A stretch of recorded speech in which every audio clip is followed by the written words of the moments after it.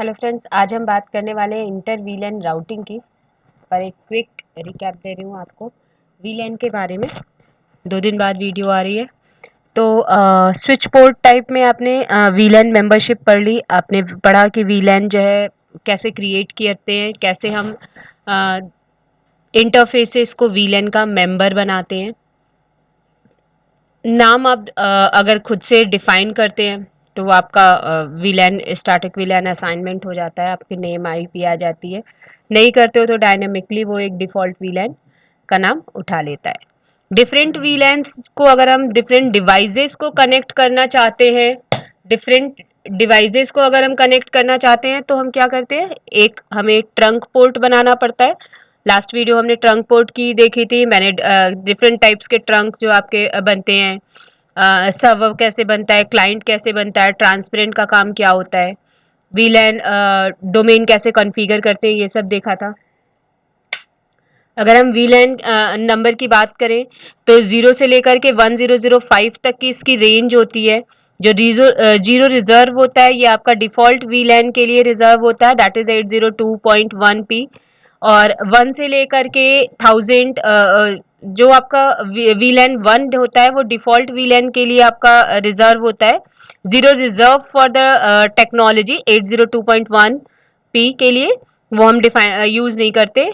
1 भी यूज़ नहीं करते, हम यूज़ करते हैं 2 से लेकर के 1001 तक जो आपका वीलैन है ये यूज़र क्रिएटेड वीलैन होता है। हम जो चाहें वो ये वीलैन यूज़ कर सकते हैं। 1002 से 1005 तक आपके डिफ़ॉल्ट स्विचिंग टेक्निक्स के लिए यूज़ होता है, टोकन रिंग, एफडीडीआई वीलैन्स, इन सब के लिए।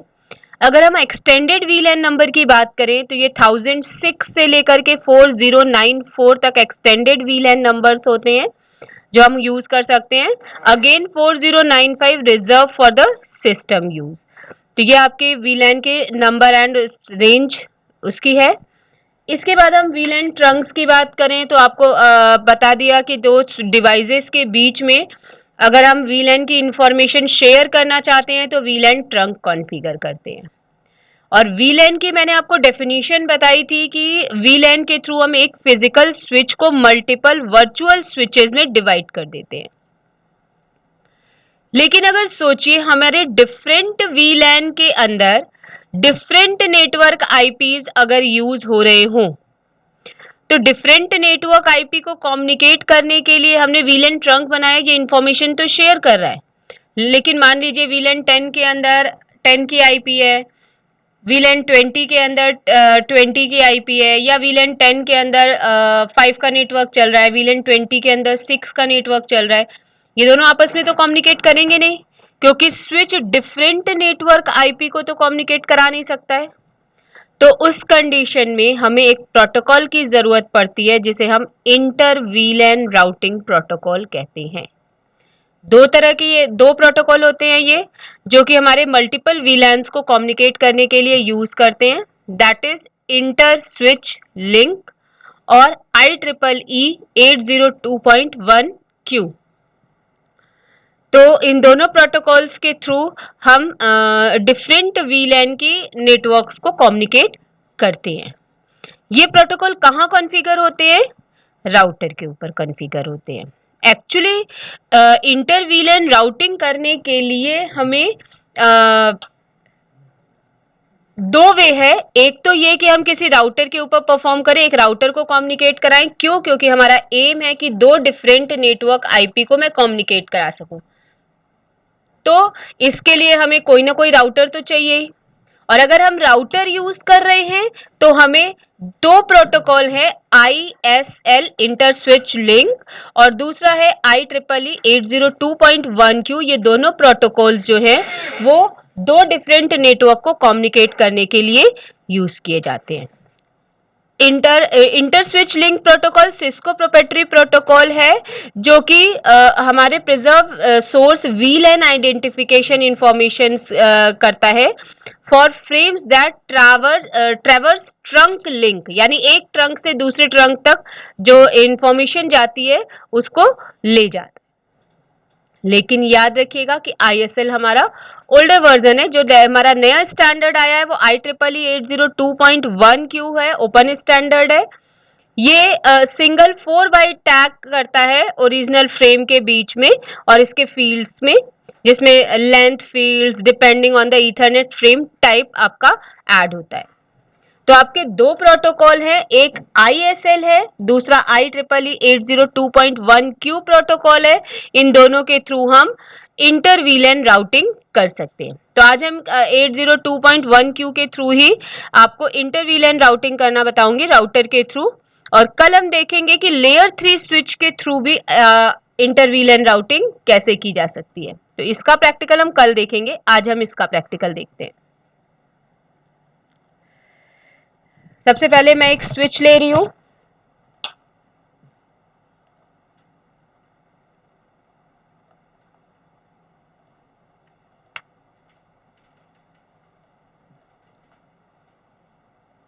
और हमें एक राउटर भी चाहिए होगा, तो एक राउटर हम ले लेते हैं।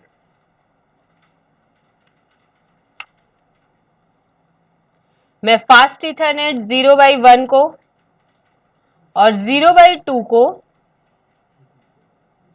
इन दोनों सिस्टम से कनेक्ट करती हूं, इसे मैं VLAN 10 बनाऊंगी।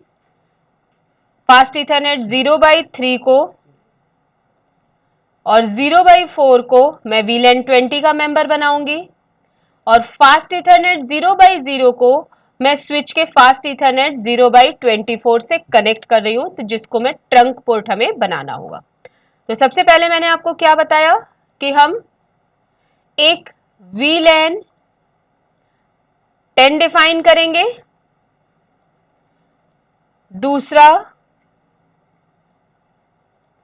हम VLAN 20 डिफाइन करेंगे, फिर एक हमें VTP पोर्ट कॉन्फ़िगर करना होगा जो मेरे राउटर फास्ट इथरनेट 0/0 पे कनेक्टेड है। लेकिन ध्यान से सोचिए कि मुझे क्या करना है कि VLAN 10 भी इस राउटर से कम्युनिकेट करे जो कि अदर नेटवर्क पर है, और VLAN 20 भी नेटवर्क से कम्युनिकेट करे जो कि अदर नेटवर्क है। यानी ये फास्ट ईथरनेट पर मुझे दो आईपीज डालनी है, एक 10 वाली और एक 20 वाली। तो ये हमारा है VLAN 10।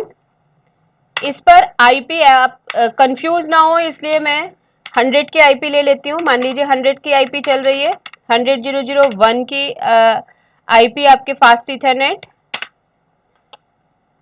या मान लीजिए पहले सिस्टम पे 100.0.0.1 है और दूसरे सिस्टम पे 100.0.0.2 है। ये हमारी VLAN 20 है जिसपे हमारी आईपी है 200.0.0.1 और दूसरी आईपी है 200.0.0.2। VLAN 10 और VLAN 20 कॉन्फ़िगर हो गया। इस पोर्ट को मुझे VTP बनाना है और मैं इस फास्ट इथरनेट 0/0 को फास्ट इथरनेट 0/0, अब इसको मुझे दो पार्ट में डिवाइड करना होगा, इसको हम कहते हैं सब इंटरफेस। तो मैंने फास्ट इथरनेट 0/0.10 एक सब इंटरफेस बनाया जिस पर आईपी मैंने डाली, ये VLAN 10 से कनेक्टेड करना चाहती हूँ, तो मैं 100 की नेटवर्क की कोई आईपी डालती हूँ, मान लीजिए मैंने डाल दिया 100.0.0.100। और ये जो दूसरा सब इंटरफेस है ये VLAN 20 वाली है, तो इस पर मैंने इसका सब इंटरफेस बनाती हूँ फास्ट इथरनेट 0/0.20। जरूरी नहीं है सेम रखना, पर हम कंफ्यूज ना हो इसलिए मैं सेम रख रही हूँ। इस पे मैंने डाल दिया 200.0.0.100।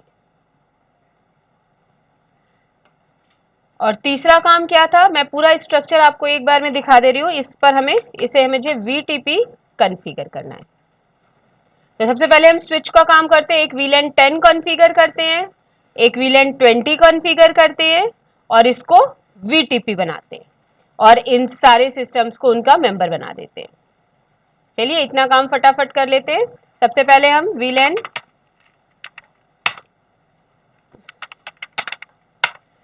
10 कॉन्फ़िगर करते हैं,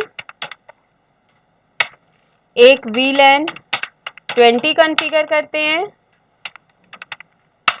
अब मुझे interface range fast ethernet 0/1 to 2 को मेंबर बनाना है। Switch port mode access, switch port access VLAN, ये 10 का मेंबर होगा क्योंकि हम 1 और 2 को 10 का मेंबर बना रहे हैं। फिर से जाते हैं इंटरफेस रेंज फास्ट इथरनेट 0/3/4 को हम वीलैन 20 का मेंबर बनाते हैं।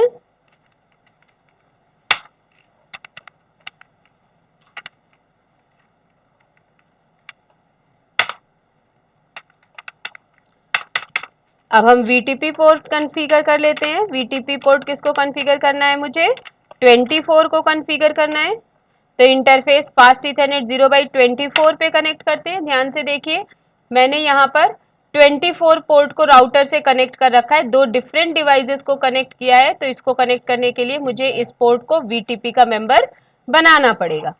तो हम फास्ट इथरनेट 0/24 पर आ गए। कमांड चलता है स्विच पोर्ट मोड एक्सेस, फिर स्विच पोर्ट मोड ट्रंक, बन गया ट्रंक। अब हम राउटर पे जाके कॉन्फ़िगरेशन करते हैं। सिस्टम्स पे आईपी दे लेते हैं ताकि मैं आपको ये दिखा सकूं कि दोनों सिस्टम आपस में कम्युनिकेट नहीं कर रहे हैं।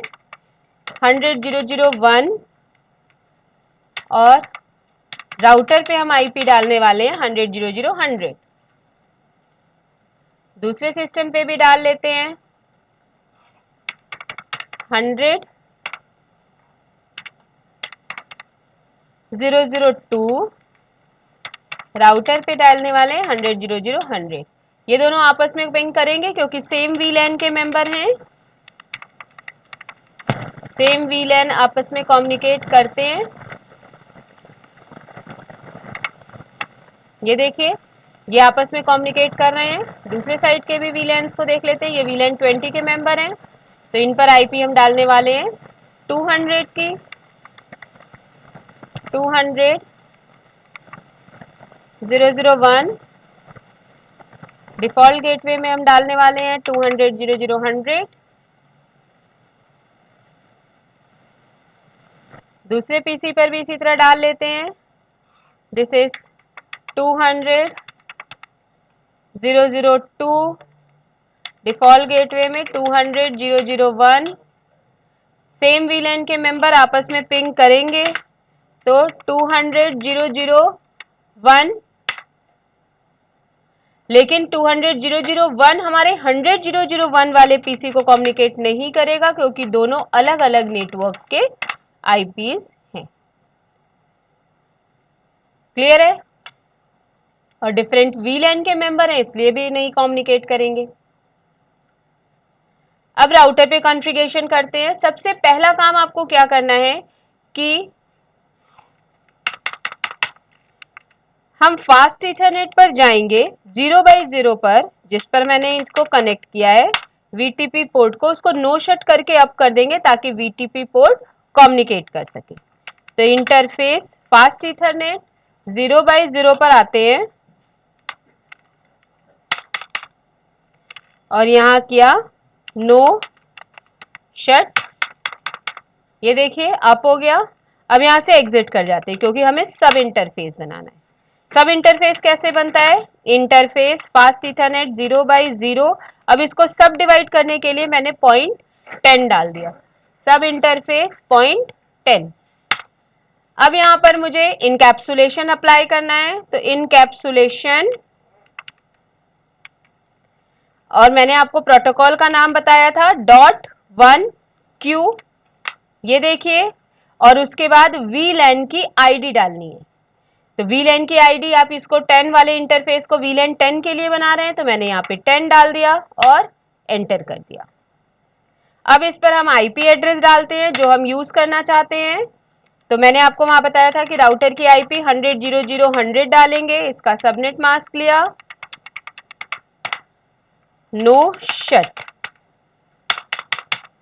सब इंटरफेस 10 कॉन्फ़िगर हो गया। अब इसी तरह हम दूसरे सब इंटरफेस पर जाएंगे। इंटरफेस फास्ट इथरनेट 0/0.20 पर गए। अब यहाँ पे लगाएंगे इनकैप्सुलेशन .1q, वीलैन आईडी 20 के लिए हम बना रहे हैं तो 20। अब इसका आईपी एड्रेस हम डिफाइन करेंगे 200.0.0.100 और इसका सबनेट मास्क 255.255.255.0 नो शट। अब मैं आपको शो रन करके दिखा दूं कि .1q इसके सब इंटरफेसेस कॉन्फ़िगर हो गए हैं जिन पर आईपीज आ गई हैं। ये देखिए आपको फास्ट इथरनेट 0/0.10 पर आपको आईपी दिख गई 100.0.0.100 की और फास्ट इथरनेट 0/0.20 पर आईपी दिख गई 200.0.0.0 की। अब हम स्विचेस पर पिंग करके ये देखिए स्विच भी अप हो चुका है, बीटीपी पोर्ट मेरा अप हो चुका है। अब जो ये पहले पिंग नहीं कर रहा था उससे पिंग करके चेक करते हैं। 100.0.0.1 को हमने पिंग किया,